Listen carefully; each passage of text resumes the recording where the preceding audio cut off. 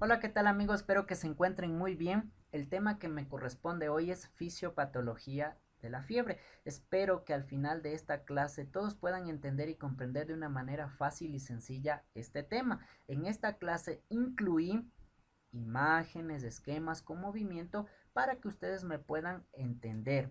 Esta clase está especialmente dedicada a mis compañeros que se encuentran en la rotación de adulto quinto nivel. El primer caso es fiebre. Espero aportar mi granito de arena en su proceso de aprendizaje. Sin más palabras, sin más preámbulos, comencemos. ¿Cuáles son los objetivos que planteé en esta clase? Primero, describir los termorreceptores, luego definir los tipos de temperatura, después explicar el punto de ajuste, también conocer los mecanismos de producción de calor, conocer los mecanismos de pérdida de calor, definir fiebre y por último describir la fisiopatología de la fiebre. ¿Por qué coloqué este objetivo, describir la fisiopatología de la fiebre al final? Porque recuerden amigos, como yo siempre digo, primero nosotros debemos entender lo fisiológico para entender posteriormente lo fisiopatológico y esto nos permitirá entender y comprender estos temas que para muchos puede resultar un poco complejo. Comencemos. Aquí amigos les presento la clasificación y las características generales de los receptores somáticos. La categoría, el estímulo, la fibra nerviosa, la fibra receptora y el tipo de receptor. Ejemplo, tenemos varios tipos de categorías de receptores en nuestra piel, como por ejemplo mecanorreceptores, termorreceptores, nociceptores, propioceptores. El día de hoy nos interesan los termorreceptores porque están involucrados con la temperatura, obviamente. ¿Qué estímulo captan? El frío y el calor. Una vez que ese estímulo es captado por el termorreceptor y por un proceso de transducción es convertido en un impulso nervioso, tiene que viajar esa información nerviosa a través de una fibra nerviosa. Para el frío es una fibra nerviosa de tipo A delta y de tipo C, y para el calor fibras nerviosas de tipo C. Mucha atención amigos, porque esto suele ser pregunta de examen o pregunta en el ABP. Los tutores, que son los médicos familiares, o los consultores, que generalmente son médicos internistas, suelen preguntar estas cosas en el ABP y en sus pruebas. Así que mucha atención. Las fibras, recuerden, de tipo A delta son fibras mielínicas, son cuya velocidad de conducción es muy rápida, mientras que las fibras de tipo C son amielínicas. Y para el frío, recuerden una vez más que son fibras de tipo A delta y fibras de tipo C, las que llevan esa información en forma de impulso nervioso debido a la transducción en el termorreceptor del estímulo frío. Y para el calor únicamente fibras de tipo C, que son amielínicas y de velocidad de conducción lenta. Aquí hagamos un paréntesis. Estos termorreceptores también tienen la misma vía de conducción con los nociceptores que llevan información del dolor. Pero eso amigos es tema de otra clase cuando hablemos de dolor, que lo aclararé con más detalle. Continuemos. Aquí les presento un esquema, una imagen mejor dicho, de la piel con sus diferentes receptores. Aquí se encuentra el epidermis y acá abajo la dermis. Por ejemplo, tenemos corpúsculos de Meissner cuya información es transmitida por fibras de tipo A, beta, los corpúsculos de Pacini, también que llevan esa información por fibras nerviosas de tipo A beta, también encontramos los órganos de Ruffini, los discos de Merkel y lo que nos interesa amigos, las fibras nerviosas libres de tipo A, delta y de tipo C para el frío y para el calor únicamente fibras de tipo C. Miren aquí amigos, los termorreceptores en general son terminaciones nerviosas libres, ¿sí? Los termorreceptores, no se olviden, que puede ser también pregunta de examen. Continuemos. ¿Cuál es la vía de los termorreceptores?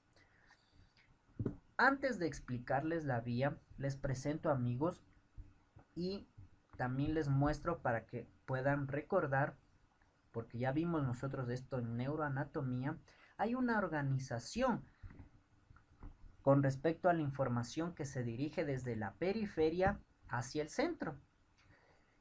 información que es transmitida por impulsos nerviosos en la cual participan neuronas, neuronas de primer orden, neuronas de segundo orden y neuronas de tercer orden.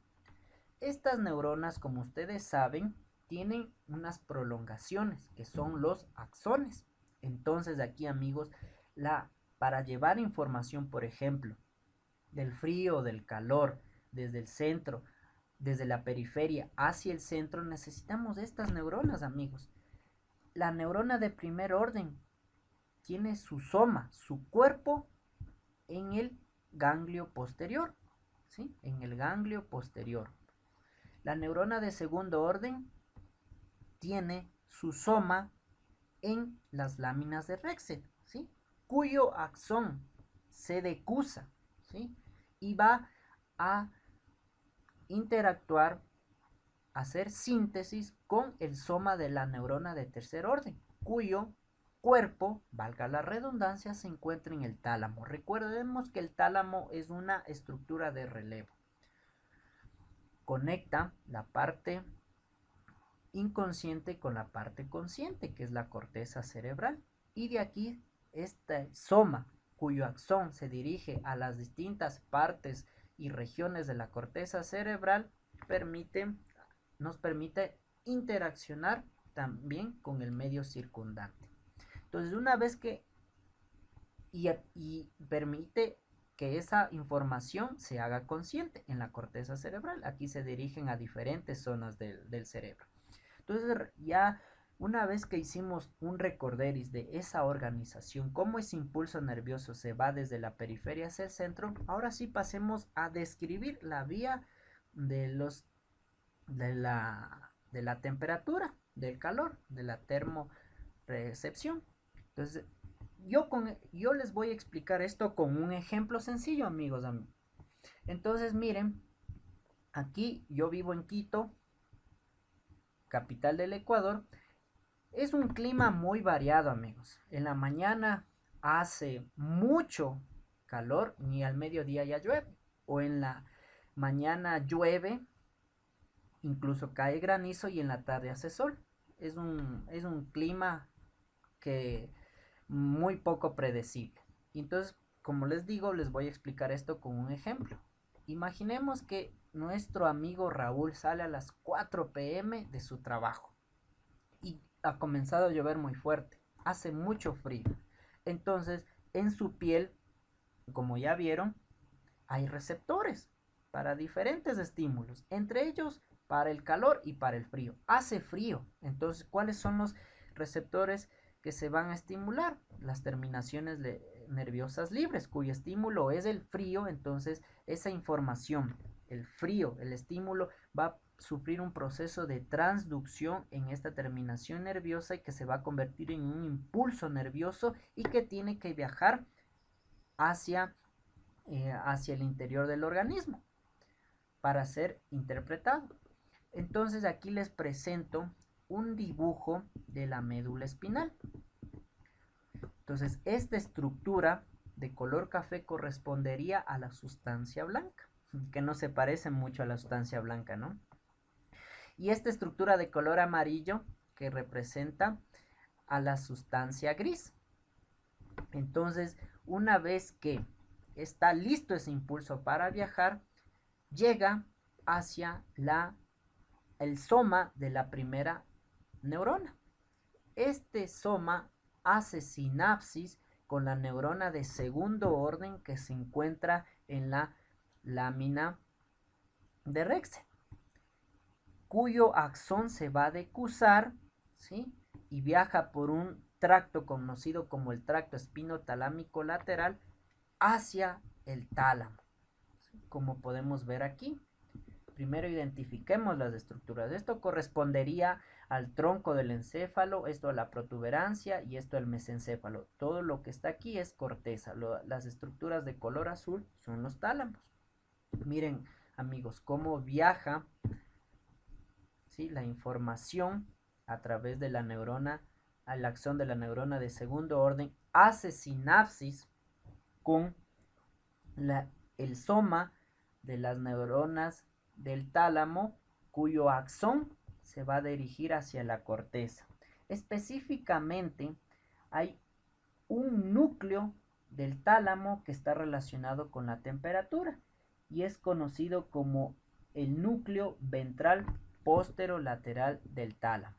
Aquí pongo los nombres para que puedan identificar, amigos, y puedan acordarse.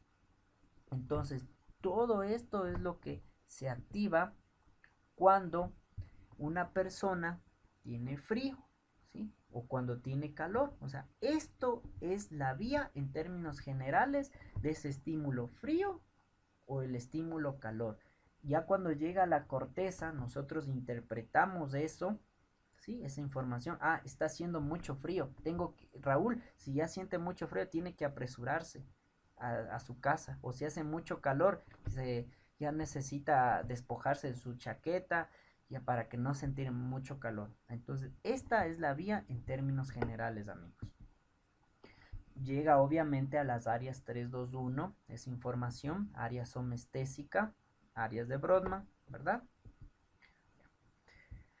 Ahora, amigos, les presento con más detalle esta corteza somatosensitiva. Miren, la corteza somatosensitiva, donde se encuentran las áreas 321, en la parte superior representada la pierna, el pie, el tronco, el antebrazo, la mano, de arriba hacia abajo, ¿sí? Miren aquí, en este corte lateral y aquí, en un corte sería, ¿qué puede ser este corte? Es un corte coronal, ¿sí? Es un corte coronal. Sigamos, amigos. Aquí les presento con más detalle las láminas de Rexed. Recuerden, Rexed hizo un estudio en los gatos, ¿sí? E identificó las diferentes neuronas que participan en los diferentes estímulos en la médula espinal y hizo una numeración: 1, 2, 3, 4, 5, 6, 7. Recuerden aquí 8, 9, 10. Recuerden que la parte posterior de la médula espinal es sensitiva y la parte anterior es motora. Entonces las fibras de tipo A delta y las fibras de tipo C relacionadas con los termorreceptores, fíjense cómo las fibras de tipo A delta llegan especialmente a la lámina de Rexed 1 y a la lámina de Rexed 5, mientras que las fibras de tipo C llegan a las láminas de Rexed 2. Eso también suele ser pregunta de examen, ¿sí? Así que mucha atención a anotar lo que les menciono, amigos. Continuemos. Todo lo que tiene que ver con la temperatura de la cara, es decir, de nuestro rostro, es recogida por el nervio trigémino. No se olviden, el nervio trigémino tiene su ganglio, ¿sí? Tiene su ganglio en cuya estructura se encuentra el soma de la primera neurona, ¿sí? Que hace sinapsis con la neurona de segundo orden que se encuentra en el núcleo espinal del trigémino, que a su vez hace sinapsis con la neurona de tercer orden que se encuentra en el tálamo, ¿sí? Y se dirige hacia la corteza. Fíjense, amigos, esto también suele ser pregunta de examen. Aquí con un dibujito les explico cuál es esa vía. Neurona de primer orden, ganglio del nervio trigémino, neurona de segundo orden que se encuentra en el núcleo espinal del trigémino y ganglio y neurona de tercer orden que se encuentra en el tálamo, ¿sí?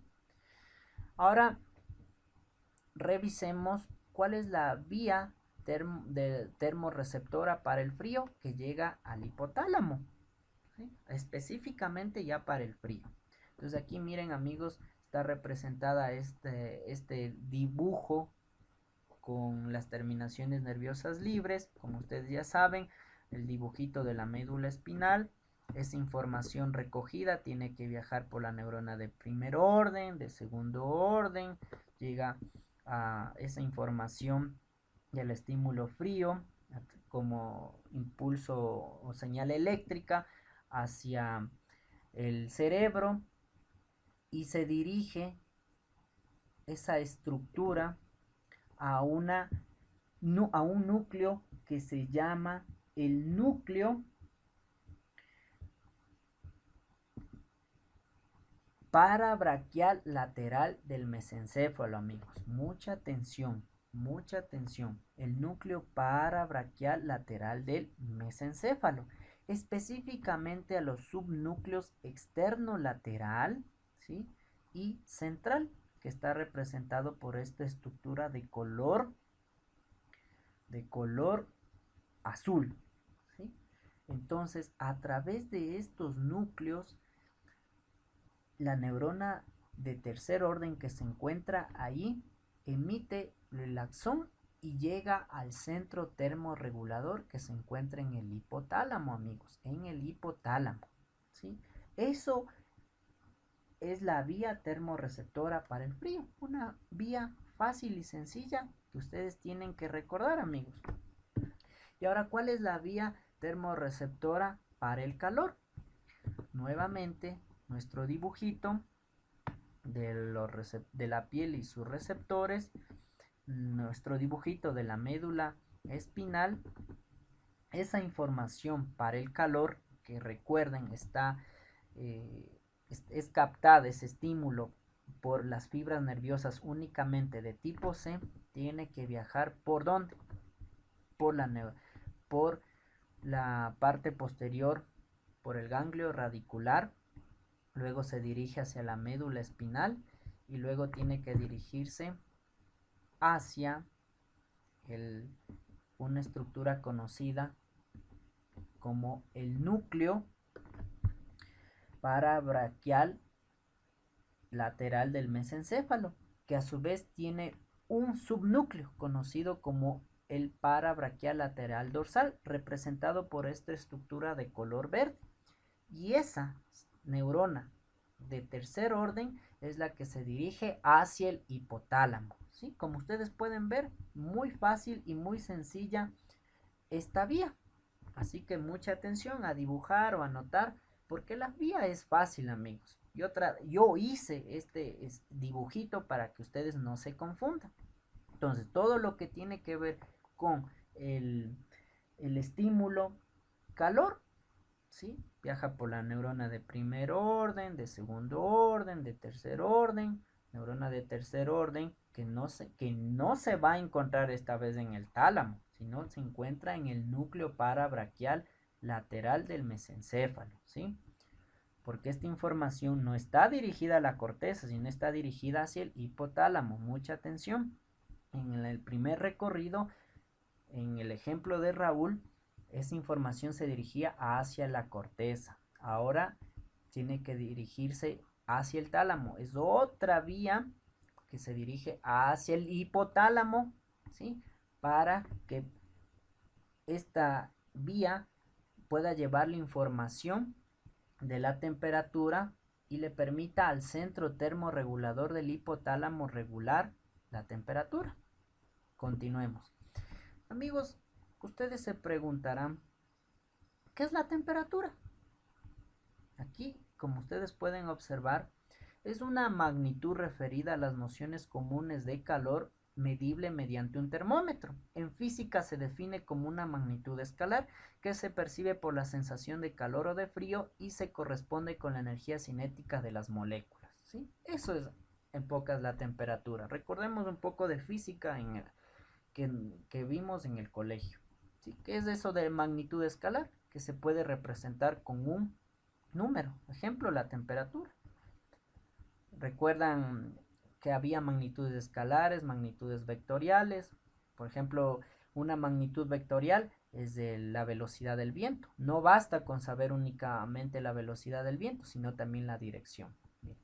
Y temperatura, fíjense aquí, imaginemos que estos son los átomos y esto es una olla con agua. Miren cómo ese movimiento de los átomos es energía cinética, es lo que produce calor, ¿sí? Entonces, y mientras acá, como ya no hay fuego para que produzca el movimiento de los átomos de agua en esta olla, ¿sí? Es una olla fea, ¿no? Un rectángulo parece. Y no hay movimiento, los átomos están estáticos, no hay energía cinética, no se produce calor. ¿Sí? Entonces eso es nosotros lo que percibimos como calor o como frío, esa sensación. Continuemos. Nosotros podemos definir la temperatura, amigos. Y a esa temperatura, nosotros extrapolando a nuestro organismo, tenemos una temperatura corporal que puede ser central o que puede ser periférica. Mucha atención a estas definiciones, amigos. La temperatura central es la del núcleo central del cuerpo. Traduce el grado de perfusión sanguínea de las vísceras. Por lo tanto, no está influenciada por la temperatura del ambiente y que se registra por catéteres especiales en el esófago o en la arteria pulmonar. ¿Qué es la temperatura periférica? Es una transmisión disminuida de la temperatura central, refleja la perfusión sanguínea de la superficie corporal y además está influenciada por la temperatura del medio ambiente y por el grado de perfusión de la piel. Recuerden, amigos, esto también puede ser pregunta de examen. La temperatura central no se ve influenciada por la temperatura del ambiente, mientras que la temperatura periférica sí está influenciada. Esta es la de las vísceras, amigos. Esta es la de la piel, como les acabo de decir. Además, amigos, la temperatura central de nuestro cuerpo es de 37 grados centígrados aproximadamente. El núcleo del cuerpo humano incluye los órganos del tórax, el abdomen y la cabeza. En ese sitio es donde se localizan nuestros órganos vitales. Además, sus sistemas enzimáticos deben operar en óptimas condiciones. Y por último, la periferia del cuerpo puede soportar alguna desviación de la temperatura central. Miren aquí, amigos, algo muy importante y mucha atención a lo que les voy a decir. Hay un término conocido como el set point. ¿Sí? El set point es el punto de equilibrio fijado de manera central que dice que el cuerpo debe mantenerse a 37.1 grados centígrados. ¿Sí? Es un set point, es un punto de ajuste, es un punto de equilibrio. ¿Sí? Aquí nosotros vemos en este eje de las X y el eje de las Y, en el eje de las X el tiempo en horas y también observamos en el eje de la Y la temperatura del cuerpo. Entonces, en ese punto de equilibrio es de aproximadamente 37.1 grados centígrados. Entonces, es esa temperatura. Aproximadamente, porque hay otras bibliografías que señalan que es de 37 grados centígrados.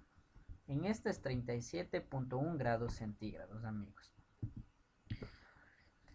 ¿Para qué debe tener en nuestro organismo o cómo nosotros podemos ordenar eso para que nuestra temperatura se mantenga siempre estable? ¿Sí? Entonces, para ello podemos decir que hay un mecanismo sensor, hay un centro de integración o control, hay un mecanismo efector y hay una retroalimentación.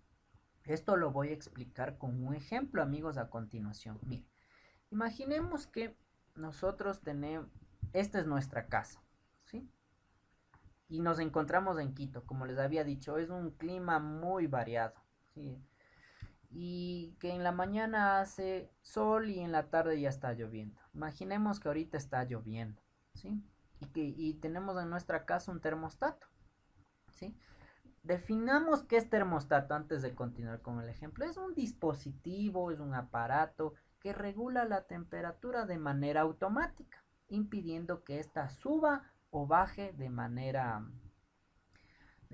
inadecuada. Entonces, esta es nuestra casita, ha comenzado a llover, ¿sí? Y eso es detectado por un sensor.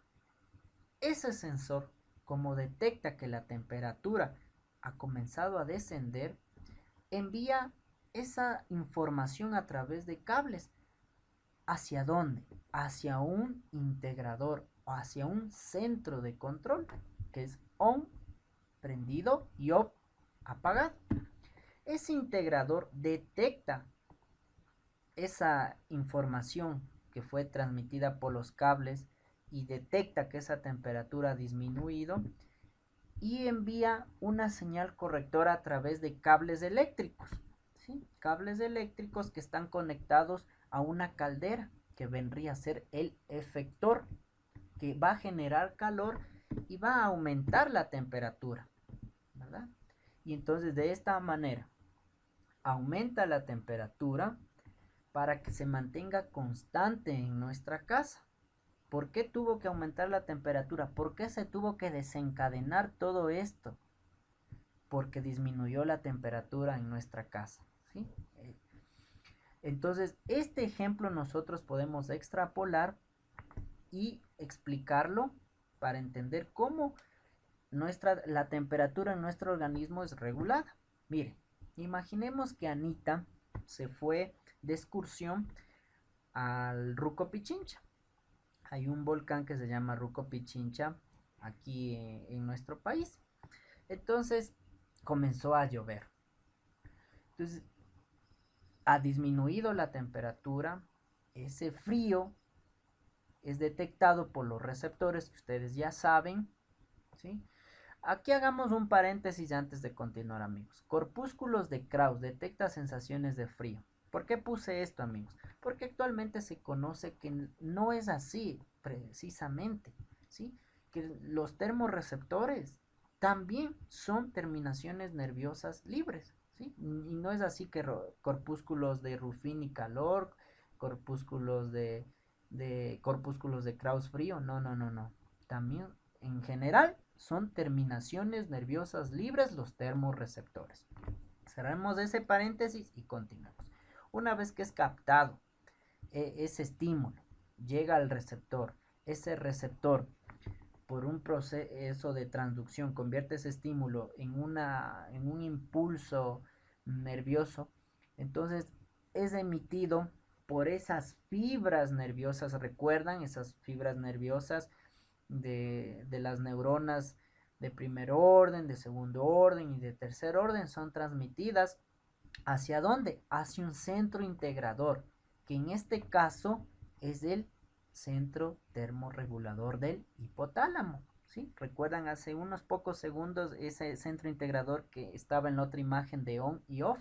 Ahora, como ha disminuido también la temperatura, este centro termorregulador ya ha recibido esa información de que la temperatura en el organismo, debido a la lluvia, a esa disminución de la temperatura del ambiente, ha disminuido, entonces necesita que nuestro organismo mantenga la temperatura corporal, especialmente la central, que es muy importante, y envía señales correctoras a través de fibras nerviosas. Entonces, esas fibras nerviosas están conectadas a los músculos, están conectadas a las glándulas sudoríparas, están conectadas a los vasos sanguíneos. Entonces, para conservar el calor y producir calor, entonces, para conservar calor, se produce una vasoconstricción en los vasos sanguíneos. Para generar calor, se produce un aumento de la actividad, un aumento del tono de los músculos de nuestro organismo, que en este caso serían los de Anita. ¿Para qué? Para generar calor. Y eso hace que aumente la temperatura, ¿sí? Aumente la temperatura en ella y se regule la temperatura en su organismo y que no disminuya producto del descenso de la temperatura en el medio ambiente. Entonces, sí se dan cuenta, amigos, cómo es maravilloso este sistema que, que depende en quién ustedes crean. Creen en Dios, excelente, y la naturaleza, Dios ha creado esto para que la temperatura se regule, se mantenga, porque si no hubiese un sistema que regule o que detecte esa temperatura del ambiente, ya sea porque disminuye exageradamente o aumenta exageradamente, nosotros estaríamos muertos si no hubiese un sistema que regule. Continuemos. Ahora seamos más específicos. Regulación de la temperatura corporal. Hablemos un poco sobre el centro termorregulador, de ese centro de integración. Imaginemos que hacemos con un bisturí un corte sagital en el cerebro, ¿sí? Y aquí nosotros tenemos a nuestro maravilloso centro termorregulador del hipotálamo. El centro termorregulador del hipotálamo, amigos, como ya les dije, actúa como un termostato poniendo en marcha los mecanismos de producción y pérdida de calor que en determinados momentos aumentan y disminuyen la temperatura para mantenerla en valores normales. Con un dibujo les voy a explicar esto. Miren aquí eh, al hipotálamo. El hipotálamo tiene varios núcleos, ¿sí?, que están enumerados aquí. Entonces, podemos nosotros observar a esta estructura de color verde que corresponde a los núcleos preópticos, a esta estructura de color rojo a los núcleos paraventriculares, estructura de color amarillo a la área hipotalámica anterior. Mucha atención porque el área 1 y el área 3 forman parte del centro termorregulador. Faltan otras estructuras más. Continuemos. Esta estructura de color celeste la identificamos como el núcleo supraóptico. A esta estructura de color un poquito violeta, al área hipotalámica dorsal, a la estructura número 6, al núcleo dorsomedial, estructura número 7, al núcleo ventromedial, a la estructura número 8 de color anaranjado, al área hipotalámica posterior. También mucha atención porque forma parte junto a la estructura número 1, número 3 y esta número 8 mencionada ahorita al centro termorregulador del hipotálamo. Sigamos. A la estructura número 9, área hipotalámica lateral y por último el cuerpo mamilar, ¿sí? Esta estructura número 1, número 3, número 8 constituyen el centro termorregulador del hipotálamo. Aquí les menciono. El centro termorregulador, la región anterior y la región preóptica, como ustedes acabaron de ver, es el centro termorregulador anterior. Provoca la pérdida de calor para prevenir elevaciones de la temperatura y que produce sudoración, ¿sí? Esto es muy importante no solo para la fiebre, ¿sí?, sino también para otros mecanismos, otras causas que alteran este centro termorregulador. Así que, amigos, mucha atención a notar todas estas cosas porque es muy importante para nuestra vida estudiantil y también como médicos saber estas cosas. La región posterior representa el centro termorregulador posterior. Aumenta la producción de calor sirviendo de defensa contra el frío, ¿sí?, a través de un mecanismo entre algunos que es el tiritar, ¿sí? Entonces aquí también, como les decía, por aquí uno de estos que ya trataremos en el tema de madre, en la menopausia, esta región posterior es la que está alterada, ¿no? No es tema de hoy, pero les dejo ahí la duda, les dejo la inquietud para que un poquito investiguen y busquen cómo es ese mecanismo. Continuemos. Además, amigos, la temperatura corporal central es el resultado del equilibrio entre la producción y la pérdida de calor, ¿sí? Producción de calor y pérdida de calor. Continuemos. Amigos, como yo les había dicho, el set point aproximadamente es de 37.1 grados centígrados. Si aumenta la temperatura, entonces se van a producir los mecanismos de pérdida de calor. Si disminuye, van a producirse los mecanismos de conservación y de producción de calor. Pero como todo en la vida, amigos, los extremos son malos. ¿Qué pasa si aumenta la temperatura de manera exagerada? ¿Sí? Hay un desajuste de la temperatura que puede tratarse de una hiperpirexia. No confundamos fiebre con hiperpirexia. Al final les explico cuáles son las diferencias. Tampoco es bueno que la temperatura descienda mucho porque nos estaría llevando a una hipotermia, ¿sí? Hay un desajuste. Continuemos. El calor corporal se genera en los tejidos del centro del cuerpo, se transfiere a la superficie cutánea por la sangre y luego se libera al ambiente que rodea al cuerpo. Normalmente, amigos, la temperatura central se mantiene dentro del intervalo de 36 a 37 grados centígrados que va a variar en el transcurso del día, aproximadamente de 0,5 grados durante el día, alcanzando su mayor valor en la tarde y en la noche, amigos.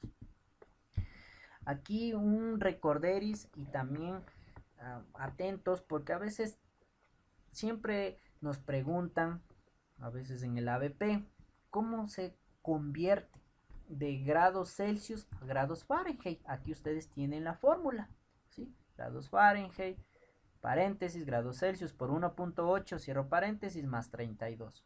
Y para pasar de grados Fahrenheit a Celsius, pues simplemente despejamos aquí, amigos, ¿sí? Anotar esto que también es muy importante saber. Sigamos.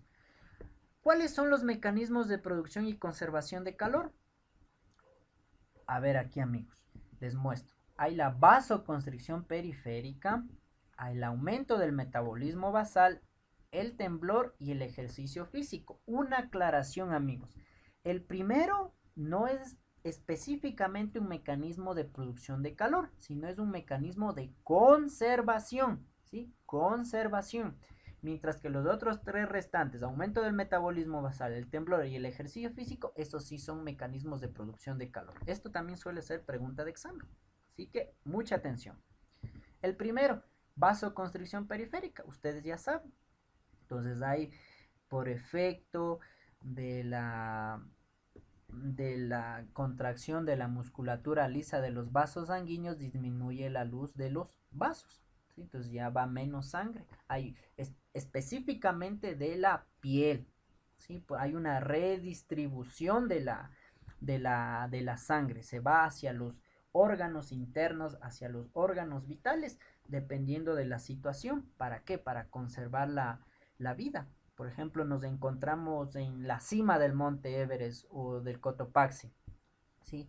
Entonces no estamos muy bien protegidos contra el frío, entonces nuestro organismo, para protegerse y mantener el calor en nuestros órganos internos, nuestros órganos vitales, entonces prefiere mantener los órganos internos vitales proveyéndole de calor de sangre por encima de la piel, que para que la piel la considera como un órgano no vital, nuestro organismo. Disminuye la transferencia de calor hacia la superficie corporal. El segundo, aumento del metabolismo basal. Como les había dicho, este sí es un mecanismo de producción de calor. ¿A través de qué? Moléculas, catecolaminas y hormonas tiroideas. Hay un aumento del metabolismo. Ese aumento del metabolismo que va a producir un aumento de oxígeno a nivel tisular, por lo que aumenta el aporte sanguíneo a los tejidos, produciéndose taquicardia y taquimia. Mucha atención, amigos, porque esto de la taquicardia y la taquimia, eso se puede uno identificar clínicamente, ¿sí?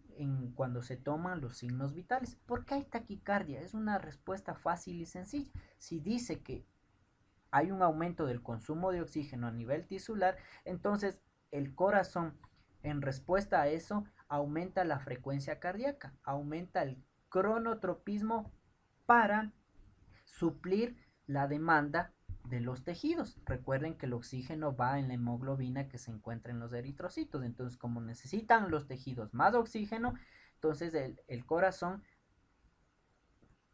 produce una respuesta que es aumento de la frecuencia cardíaca, aumento del cronotropismo en respuesta a ello, ¿sí? Y recuerden que la taquimia, ¿por qué se produce aquí este aumento de la frecuencia respiratoria? ¿Dónde se encuentra el oxígeno? Se encuentra en el medio ambiente. Entonces, como necesitas oxígeno, entonces nuestro organismo capta más oxígeno para proveer la demanda de los tejidos que están aumentando su metabolismo, aumentando el consumo de oxígeno. Entonces eso es lo que explica la taquicardia y la taquimia. Mucha atención aquí, amigos. La taquicardia, especialmente en lo que es fiebre, aumenta de 10 a 15 latidos por cada grado de temperatura que aumenta.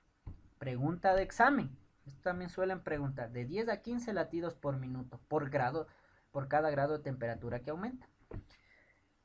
Aquí hagamos un paréntesis, amigos. A veces no es así. A veces ese aumento de la temperatura cuando uno toma los signos vitales, no se ve un aumento de la frecuencia cardíaca. Más bien la frecuencia cardíaca está disminuida o por debajo de los valores normales. En un adulto es de 60 a 90 o de 60 a 100 la frecuencia cardíaca. ¿Sí? Esos son los rangos. Pero ¿qué tal si llega un paciente con una temperatura alta, fiebre, ejemplo, y con una frecuencia cardíaca de 50, 55? Ustedes se van a preguntar, ¿pero qué pasa aquí? Entonces, cuando no hay un aumento de la temperatura acorde con un aumento de la frecuencia cardíaca, hay una discordancia. Entonces nosotros ahí es cuando llamamos la bradicardia relativa, porque no hay un aumento de la frecuencia cardíaca con respecto al aumento de la temperatura. Entonces, ¿en qué entidades se puede presentar esto? En el dengue se puede presentar en fiebres del sistema nervioso central, en fiebre por fármacos, en el tifus epidémico, legionelosis, paludismo, linfoma, fiebre tifoidea, fiebre amarilla, fiebre simulada. O también se puede producir una situación opuesta, que aumenta la temperatura y también aumenta la frecuencia cardíaca. Pero esa frecuencia cardíaca, recordemos que era de 10 a 15 por cada aumento del grado de la temperatura, pero resulta que en una taquicardia relativa esa frecuencia cardíaca está disparada, ¿sí? Ya no es de 10 a 15, sino es de 20, 25, el aumento de los latidos por cada grado de temperatura. Entonces ahí hablamos de una taquicardia relativa. ¿En qué casos? Difteria, septicemia por Clostridium, hipertiroidismo, embolia de pulmón, arritmias cardíacas. Mucha atención aquí, amigos, porque esto también suele ser pregunta de examen en este caso de fiebre. Así que a tomar nota, amigos. También preguntan. Yo recuerdo que mucho me preguntaban esto en el ABP y en los exámenes. Entonces, como les decía, taquimnia aumenta 5 respiraciones por minuto por cada grado de temperatura que aumenta. Mucha atención, mucha atención. Aquí nosotros revisamos el otro mecanismo de producción de calor, que es el temblor. Miren aquí este niñito, que implica un aumento de la actividad muscular, produce un aumento de 3 a 5 veces la temperatura corporal. El ejercicio físico, los músculos convierten la mayor parte de la energía de los combustibles que se consumen en calor. Esos son los mecanismos de producción de calor. ¿Cuál era el mecanismo de preservación de calor? Era la vasoconstricción. Ahora hablemos de los mecanismos de pérdida de calor. ¿Cuáles son? La conducción, la radiación, la convección, la vasodilatación, la sudoración. Aquí en porcentajes observamos estos mecanismos, en cuál se pierde más calor, en cuál se pierde menos calor. Evaporación, 22%. Radiación, 60%. Conducción a la atmósfera, 15%. Conducción a los objetos, 3%. Esto también suele ser pregunta de examen. Recuerdo que siempre me preguntaban esto: ¿cuál es el mecanismo más importante por el cual nuestro cuerpo pierde calor? Y es la radiación, con un 60%, amigos. ¿Sí? Mucha atención en esto. Más les subrayo aquí en un rectángulo para que nunca se olvide. Hablemos sobre la conducción. Es la transferencia directa del calor de una molécula a otra. La sangre conduce calor desde el centro del cuerpo hacia la superficie cutánea. Se puede perder una pequeña cantidad de calor por conducción a una superficie más fría. Miren aquí, amigos. En esto se fundamenta el uso de baños y paños tibios para perder calor en el caso de la fiebre, como les muestro aquí, amigos. ¿Por qué les señalo en negrita esto de paños tibios? Hagamos un paréntesis nuevamente. Deben ser paños tibios, porque si son paños fríos de agua, la persona va a tener más frío.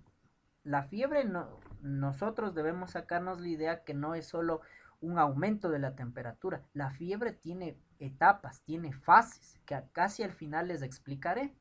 Entonces, si ustedes ponen un paño de agua fría, va a tener más frío el niño, el abuelito, la hermana, la novia, etcétera. Entonces tienen que ser siempre paños tibios para perder calor en el caso de la fiebre, como les coloco aquí, amigos.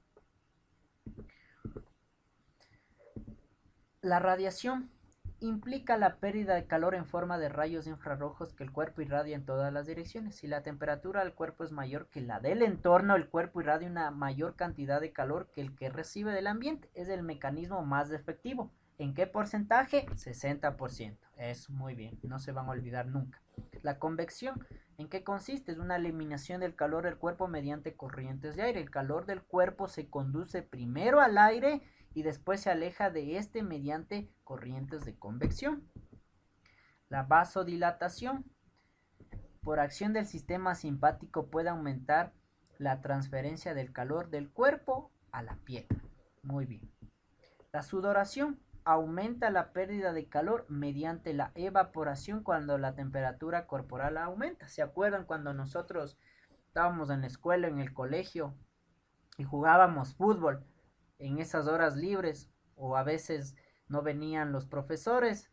Entonces la mayoría de nosotros éramos rojos, ¿sí? Y sudando. Entonces, producto de la actividad física, aumentaba la temperatura en nuestro organismo. Pero ¿cómo respondía nuestro organismo? Eliminando ese exceso de calor a través de la sudoración, entre otros mecanismos que ya hemos visto.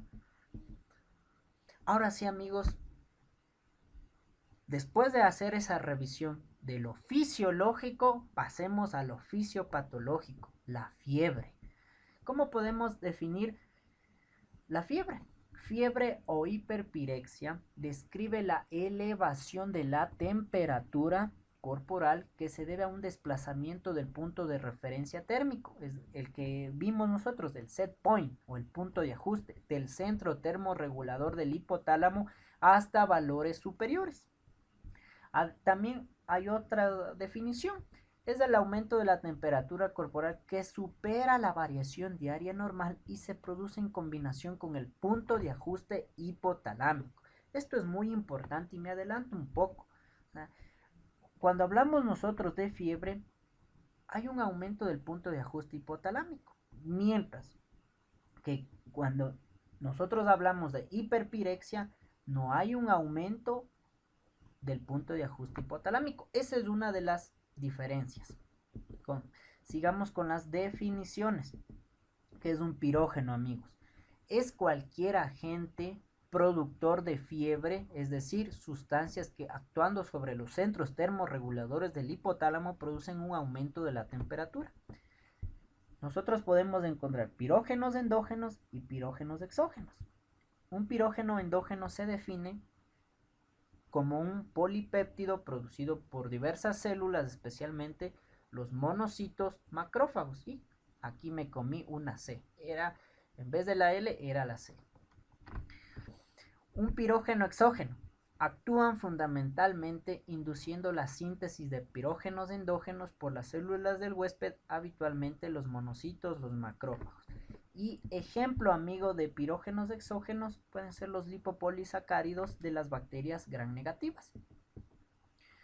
La fiebre, además, amigos, suele presentarse como el resultado de la exposición del cuerpo a microorganismos infectantes, complejos inmunitarios y otras causas de inflamación.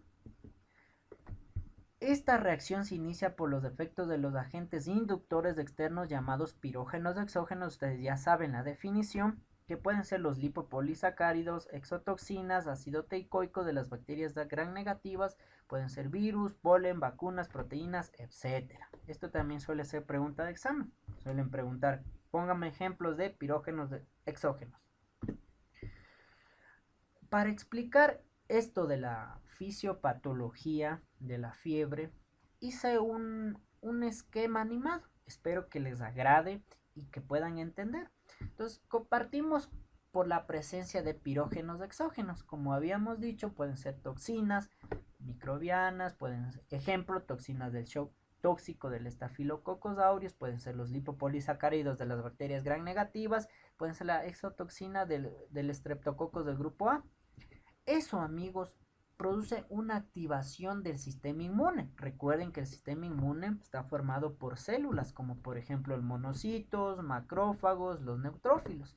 Entonces, estas estructuras en forma de cachitos representan los receptores de estas células del sistema inmune que van a captar ¿a qué? A esas moléculas, ¿sí? A esas moléculas, y que producto de la interacción de esas moléculas, de esas toxinas con los receptores, provocan la activación de estas células y que se traduce en ¿qué, amigos? En la síntesis, en la liberación de citocinas pirógenas, ¿sí?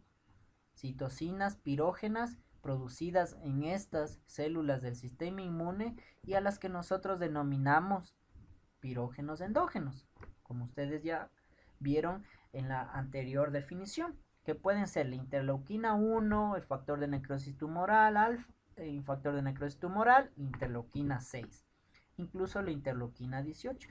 Esas, amigos, estas de aquí, estas interleuquinas van a dirigirse ¿hacia dónde? Hacia el sistema nervioso. Y concretamente se dirigen a las células endoteliales que se encuentran en el órgano vascular de la lámina terminal. Y para ello les explico con este dibujito. Imaginemos que aquí tenemos el órgano vascular de la lámina terminal, ¿sí? Que obviamente está compuesta por vasos sanguíneos. Dibujamos aquí las células endoteliales, que son un epitelio simple, plano, ¿sí? Dibujamos los receptores de estas células que van a captar ¿qué? Estas interleuquinas producidas por esas células del sistema inmune que les mostré hace segundos atrás, y que al final se interactúan con los receptores de las células endoteliales y que van a producir una molécula conocida como la prostaglandina E2. Mucha atención, hay varios tipos de prostaglandinas que actúan en diferentes procesos, tanto fisiológicos como fisiopatológicos, pero lo que se sabe actualmente es que la prostaglandina PG2 es la que actúa, es la que interviene en la fiebre, ¿sí? Entonces, una vez que esa prostaglandina, amigos, PG2, producida aquí en las células endoteliales del órgano vascular de la lámina terminal, va a actuar sobre las células gliales hipotalámicas. Estas células gliales, representadas por esta estructura de color, ¿qué color? Concho de vino, tienen receptores de estas neuronas gliales que interactúan con la prostaglandina PG2. Una vez que interactúan, estas células gliales producen el AMP cíclico, que es el adenosín monofosfato cíclico, que es un segundo mensajero y que va a dirigirse hacia las neuronas termorreguladoras hipotalámicas, ¿sí? Se dirige a las neuronas termorreguladoras hipotalámicas y adivinen qué es lo que hace.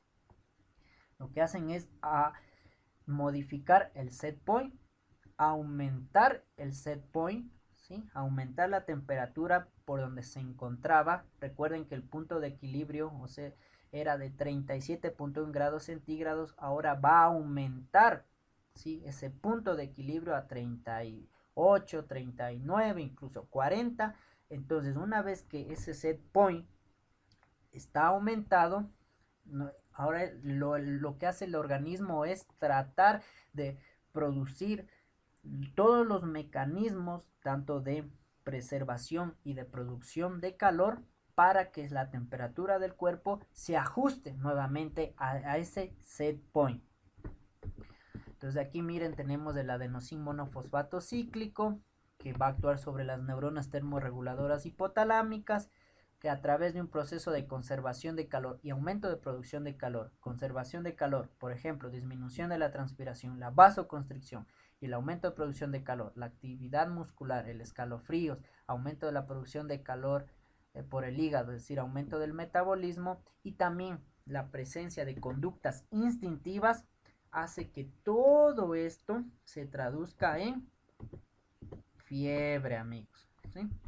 ¿A qué me refiero cuando digo conductas instintivas? A ustedes, incluso a mí, nos ha pasado muchas veces, a mí especialmente cuando era niño, ya sentía nuestra mamita que nos iba a dar fiebre. Incluso nosotros comenzábamos a temblar, comenzábamos a sentir frío, buscábamos un lugar caliente o buscábamos en nuestro ropero una chompita o nuestra mamá nos abrigaba. Entonces todo eso es conducta instintiva que específicamente se produce en una de las fases de la fiebre, porque la fiebre no implica siempre temperatura elevada, no. Para, para que la temperatura aumentada, o sea, del set point y la temperatura de nuestro organismo se adapte nuevamente a ese set point, primero tiene que haber estos mecanismos, ¿sí? Pero durante la producción de estos mecanismos la persona tiene frío, que ya lo explicaré en las fases, así que tranquilos amigos. Miren, estos agentes estimulan la producción de pirógenos endógenos, ya se trate de mediadores solubles o citoquinas por células de la línea monocítico macrofágica, linfocitos o células neoplásicas infectadas por virus y otras, ¿sí?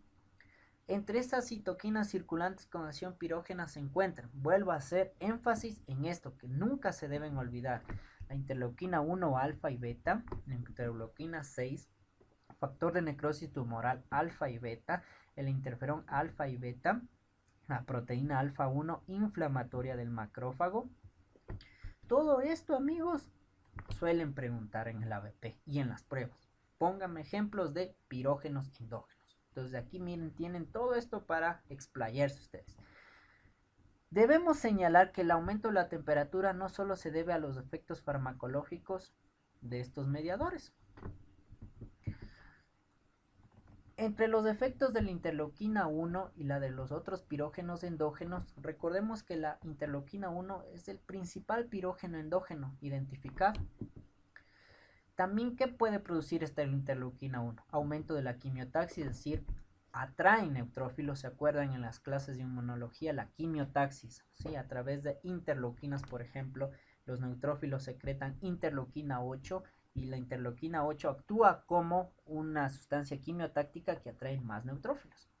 También, ¿qué puede producir esta interleuquina 1? Aumento de la actividad oxidativa, aumento de la liberación de lactoferrina en neutrófilos, lo cual produce una disminución del hierro sérico, inhibiendo así el incremento de muchos microorganismos, estimulación de la proliferación de linfocitos B y producción de anticuerpos, estimulación de la activación de los linfocitos B y T, amigos, como les digo. Aumento de la proliferación de linfocitos T auxiliadores, aumento de la capacidad citotóxica de los linfocitos T. Todo esto, aparte de ser un pirógeno endógeno, produce esta interleuquina 1. De ahí que es muy importante esta interleuquina 1. Además, amigos, se ha observado in vitro que la fiebre desempeña una importante función en la potenciación de la respuesta inmune.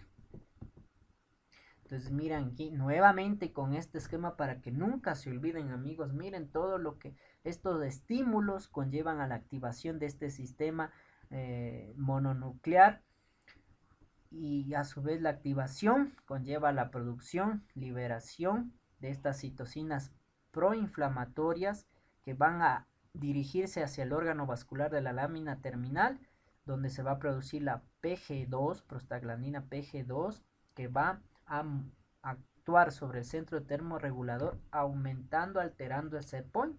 Todo esto, amigos, ya vimos con dibujitos, vimos con esos esquemas hace minutos atrás. Continuemos.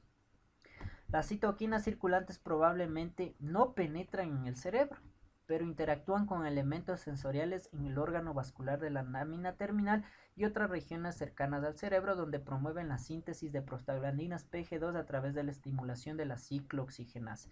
Esto lo explico rápidamente, amigos. Recuerden que el cerebro en casi todas las partes está recubierto por la barrera hematoencefálica. Entonces las interleuquinas producidas en los monocitos, en los macrófagos, no pueden ingresar al cerebro fácilmente. Entonces tienen que interactuar en el órgano vascular de la lámina terminal y ahí a través de la producción de la PG2, la PG2 es la que puede llegar hacia las células gliales hipotalámicas. Entonces actualmente todavía queda la duda, ¿sí?, si estas citocinas, como dice aquí, no está muy claro si estas citocinas son las que se dirigen directamente o son las que se van hacia el órgano vascular de la lámina terminal y a través de la PG2. O sea, todavía lo que se ha dicho es lo poco que se sabe, amigos, de la fiebre. El mecanismo preciso y exacto todavía no está muy claro. Entonces, eso deben tomar en cuenta, amigos. O sea, no es esto un dogma que se debe tomar a carta cabal. O sea, todavía están en investigaciones cómo es exactamente el mecanismo exacto de la fiebre. Pero en algo se ha avanzado. Porque si hay citocinas que actúan en el órgano vascular de la lámina terminal. Pero aquí en medicina siempre hay algo por aprender, siempre hay investigaciones, no está dicho la última palabra. Sigamos. Miren aquí lo que ustedes ya vieron hace minutos atrás, el hipotálamo con los diferentes núcleos y los núcleos que están involucrados con el centro termorregulador. La prostaglandina E2 se difunde atravesando la barrera hematoencefálica hasta el área preóptica del hipotálamo anterior y produce la liberación de citoquinas en los sitios terminales y distales de las neuronas responsables de los componentes autonómicos, endocrinos y conductuales de la respuesta febril. Miren, en este esquema tomado del Harrison, como les había explicado, también resume ese mecanismo de la fiebre. Infecciones, toxinas microbianas, mediadoras de inflamación y reacciones inmunitarias van a actuar a través de receptores sobre monocitos, macrófagos, células endoteliales. Entonces, estos monocitos van a producir ¿qué? Citocinas pirógenas. Estas se van a dirigir al endotelio del hipotálamo a través de los vasos sanguíneos, es decir, a través de la circulación, y en el endotelio del hipotálamo se va a producir la PG2. Aquí endotelio del hipotálamo, entre paréntesis, ustedes ya saben, órgano vascular de la lámina terminal. Esta PG2 a su vez actúa sobre las células gliales del hipotálamo produciendo el adenosín monofosfato cíclico. Este se va a dirigir hacia las células termorreceptoras incrementando el punto de ajuste preestablecido, es decir, el set point. Y ahora como ese set point está por encima de 37.1, ahora tiene que el organismo adaptarse a ese nuevo punto de ajuste. ¿Y cómo lo hace? Produciendo calor, conservando calor, que a la final se traduce en la fiebre. Entonces miren, nuevamente para que no se olviden, el hipotálamo con sus diversos núcleos, y nosotros podemos decir que este centro hipotalámico se comporta como un fino termostato, encargado de mantener la temperatura adecuada en el organismo de una manera uniforme, activando e inhibiendo complicados mecanismos según la temperatura suba o baje por encima de un punto de ajuste predeterminado que en el hombre oscila entre los 36.5 y los 37 grados centígrados. Valor promedio, como les había dicho, 37.1 grados centígrados. No se confundan, amigos. Dos centros termorreguladores hipotalámicos fueron descritos en 1912 por Isch-Saint-Smith y Krell. Estos eran investigadores que en animales se dedicaron a comprender la fisiología de la termorregulación. Entonces, ellos identificaron un centro anterior que está relacionado con la pérdida de calor, un centro posterior está relacionado con la conservación de calor, y como les había dicho, este centro posterior, conservación del calor, también está alterado, alterado en la menopausia. Si quieren investigar más, Mucha atención ahí, amigos. Continuemos. Entonces, lo que les decía, muchas evidencias sugieren además la síntesis local de citoquinas fuera del cerebro. El complejo mecanismo de acción de los agentes pirógenos no se conoce completamente aún. Lo que sí es indudable es que la variación del punto prefijado hipotalámico está mediado por la acción de la prostaglandina E2. Conclusión en esta parte, amigos, todavía falta desentrañar el mecanismo exacto de la fiebre, pero se ha avanzado bastante. Y lo que se ha dicho no es que sea mentira, todavía falta agregar piezas a este rompecabezas. Entonces, algunos autores plantean que el órgano vascular de la lámina terminal solo se produce 5-hidroxitriptamina y sustancia P como neurotransmisores que pudieran actuar directamente sobre el área preóptica del hipotálamo anterior o inducir a este nivel una nueva síntesis de citocinas que actuarían sobre este grupo neuronal especializado. Miren, entonces todavía hay algunos investigadores que consideran que no, el órgano vascular de la lámina terminal no produce PGE2, sino produce hidroxitriptamina y sustancia P, y esos son los que actúan sobre el centro termorregulador. Pero esto todavía está en investigaciones. Lo que más predomina actualmente es que en el órgano vascular de la lámina terminal sí se produce PG2 y esa se dirige hacia el centro termorregulador. Sigamos. Al producirse, amigos, el ascenso del punto prefijado hipotalámico, se estimulan los mecanismos de conservación y producción de calor corporal a través del tremor involuntario, el calambre muscular y aumento del metabolismo celular y la vasoconstricción. Esto ustedes ya entendieron, ya les expliqué, ya saben, amigos, a qué me estoy refiriendo. Miren aquí. Numerosas pruebas in vitro indican que algunas defensas inmunitarias funcionan mejor a temperaturas febriles que normales. Por eso es que se considera que la fiebre no es un mecanismo pernicioso, sino es un mecanismo de defensa, ¿sí? Como puse en este dibujito. ¿Por qué? Porque las defensas inmunitarias en algunas pruebas in vitro que han hecho los investigadores funcionan mejor a temperaturas altas, en respuesta a ese agente infeccioso que ha entrado en el organismo. Ahora sí, amigos, las fases de la fiebre, para que de una vez por todas quede aclarado esto. La fiebre no es únicamente un aumento de temperatura. O sea, para llegar a ese aumento de la temperatura, tiene que pasar por fases. ¿Cuáles son? La fase prodrómica, la fase de efervescencia, fase de estado, fase de efervescencia, ¿sí? Entonces, ¿qué pasa en la fase prodrómica? Y es más, a mí me ha pasado, a ustedes les ha pasado. Hay unas molestias inespecíficas. Ya cuando ya nos comenzamos a enfermar, ya nos duele un poco la cabeza, estamos fatigados, tenemos malestar general, estamos mal genios, etc. Luego en la fase de efervescencia, ¿cuál es aquí la característica fisiopatológica? Hay un predominio de fenómenos de termogénesis. Entonces ustedes ya saben, amigos, ¿cuáles son esos fenómenos de termogénesis? Aumento del metabolismo por acción hormonal, los temblores, ¿sí? Aumento de la actividad del sistema nervioso simpático, ¿sí? ¿Por qué? Y también las medidas conductuales. ¿Por qué coloco al final la vasoconstricción? Le menciono, mejor dicho, porque recuerden, este es un mecanismo de preservación de calor. Estos de acá sí son mecanismos de producción de calor. Y en total, o sea, todos estos a la final son mecanismos de termogénesis. O sea, estos de aquí son termogénesis, o sea, producción de calor. Vasoconstricción es el mecanismo de conservación, ¿sí? Les hago énfasis en esto para que no se olviden, amigos.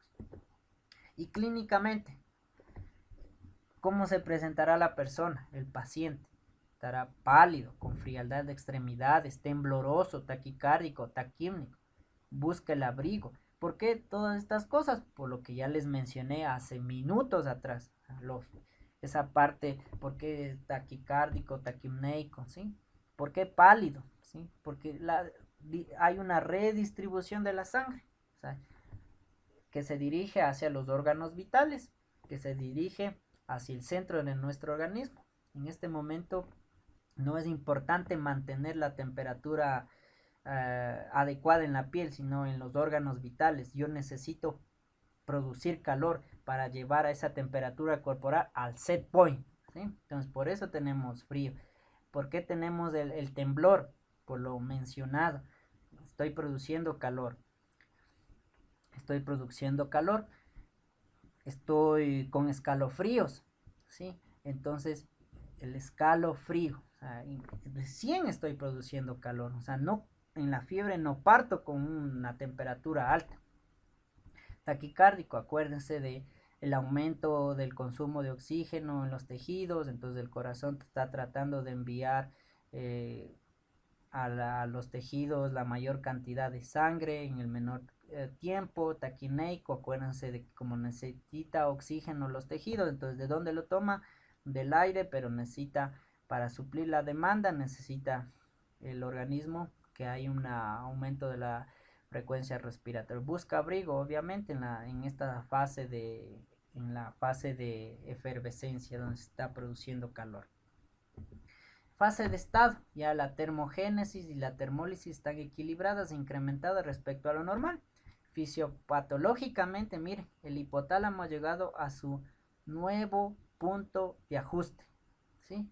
Entonces, el hipotálamo al llegar a su nuevo punto de ajuste, al estar ya, ya no en el set point que habíamos quedado, 37.1, valor promedio,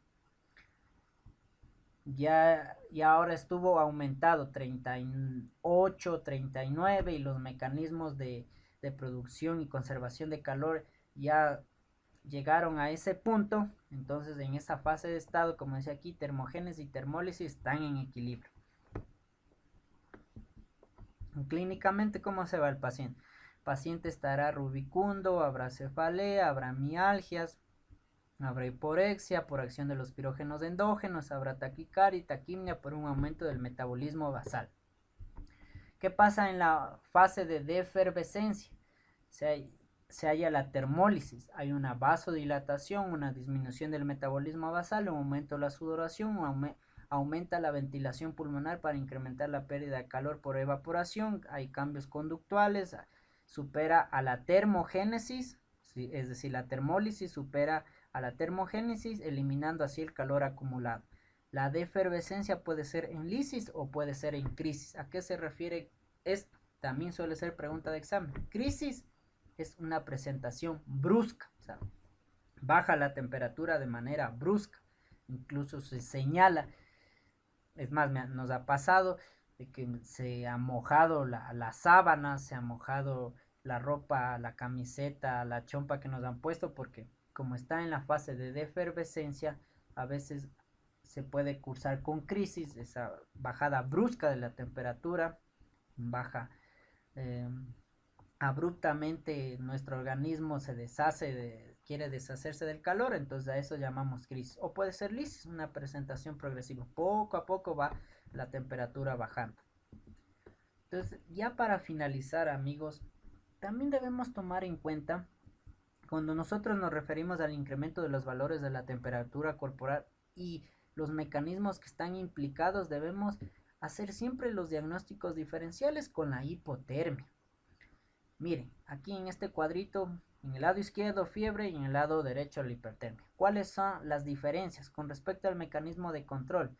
En la fiebre están conservados, en la hipertermia están alterados.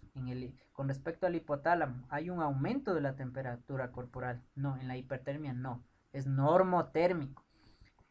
¿Qué pasa con el ciclo circadiano? Está conservado. En la hipertermia, ausente, producción de calor excede a la pérdida. ¿Qué pasa con los antipiréticos? ¿Funcionan o no funcionan en la fiebre? Por supuesto, funciona. En la hipertermia, no, no son efectivos. Con respecto a la sudoración, la fiebre está presente, en la hipertermia están ausentes. El proceso infeccioso, la fiebre puede ser producida por procesos infecciosos, en la hipertermia, no, no. Entonces, síndromes hipertérmicos. Entonces, esto también suele ser pregunta de examen. ¿Cuándo se puede producir una hipertermia? En los golpes de calor, en la hipertermia inducida por drogas, en la hipertermia maligna por anestésicos, en el síndrome neuroléptico maligno. Esas son algunas causas que pueden llevar a la hipertermia y que no tienen nada que ver con la fiebre. Y aquí se encuentran las diferencias, así que mucha atención porque esto también suele ser pregunta de examen. Miren aquí, amigos, la temperatura, en el caso de cuando estamos sanos, anormal, en caso de la fiebre, por un lado, esta es la temperatura prefijada, este triángulo negro, este es el triángulo sin pintar, representa la temperatura real. En la hipertermia, por un lado anda el set point, por otro lado anda la temperatura del cuerpo. En la fiebre, en cambio, la temperatura prefijada y la temperatura real están al mismo nivel, ¿sí? 39 grados centígrados. ¿Sí? En la hipertermia no tiene nada que ver el set point, no tiene nada que ver tiene. Miren aquí, la fiebre está además integrada con una respuesta hormonal mediada fundamentalmente por varios péptidos que actúan como antipiréticos conocidos como los criógenos endógenos. Entre ellos se reportan la arginina vasopresina, la CTH, la hormona estimulante, los melanocitos. Estos péptidos hacen una eferencia límbica de la respuesta febril que asegura su caída. La ABP o arginina vasopresina se considera un neurotransmisor y neuromodulador del cuerpo febril. Ello reduce la fiebre inducida por pirógenos. Mucha atención porque esto también suele ser pregunta de examen. ¿Cuáles son los criógenos endógenos? O señale la respuesta correcta. Entonces, estos tres se sabe por investigaciones de que actúan como criógenos endógenos. Están involucrados en que la fiebre ya comience a ceder. Miren, a veces aquí un poquito de semiología, ¿sí? La forma recomendada para medir la temperatura corporal es la rectal, debido a que es la más cercana a la temperatura central y no está influenciada por la respiración como en la temperatura oral, ni por la vasoconstricción como en la axilar. También, amigos, se ha reportado termómetros de membrana timpánica, pero sus resultados no son óptimos, aunque es más sensible que la toma axilar. Miren aquí. La reacción febril, eso deben recordar también, es una respuesta integrada por factores endocrinos, autonómicos y conductuales, coordinados por el hipotálamo, principal estructura anátomo-funcional en la cascada de complejos mecanismos implicados en el control de la temperatura corporal dentro del rango de valores permisibles para la supervivencia. Miren, estos mecanismos, estos factores son los que están involucrados, que ya vimos, que ya he explicado, amigos. Y eso es todo, espero que les haya agradado. Dejen sus comentarios si necesitan algún tema que deben aclarar, que quieren comprender, pues háganmelo llegar en el Facebook o por este medio. Muchas gracias.